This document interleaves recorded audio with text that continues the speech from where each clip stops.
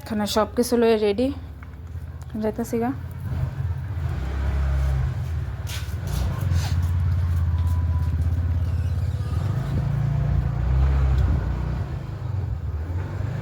আমরা পাড়ার সবাই এখানে এই মন্দিরে পূজা করি। এটা আমরা পাড়ার পাশেই কালী মন্দির, আমরা পাড়ার মধ্যে এটার মধ্যে শিব মন্দির আছে।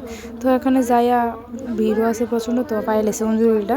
তো এখানে একটু অঞ্জলি দিছি প্রথমে, তারপরে লাইনে দাঁড়াই একজনের পর একজন করে পূজা দিতে আই পড়ছি। তো প্রথমে শিবের মাথার ভিতরে জল দিয়ে আগে স্নান করাইলাম, তারপর দিয়া তেল, মধু, ঘি সব কিছু দিয়ে অভিষেক করছি। অভিষেকই মনে করি, ঠিক করতে পারি না। তো এটা সব কিছুই একটা একটা করে দিয়েছি, একটার পরে একটা।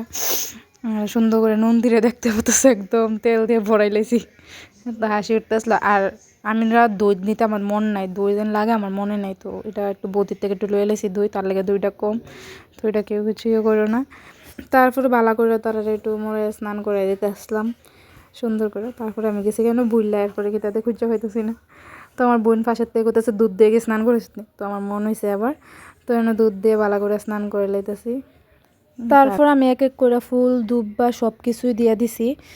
আর এতই আলিশ সাজান সকালে পূজা দিয়েছি, তারপরে শরীরটা আডিও করতাম, তখন এডিট করছি করে সেটা তোমরা যখন শেয়ার করুম। আর তোমরাও কার পূজা কেমন কাটলো অবশ্যই আমার জানাইও। তো আমার তো পূজা খুব ভালোই কাটলো সারাদিন মিলেয়া।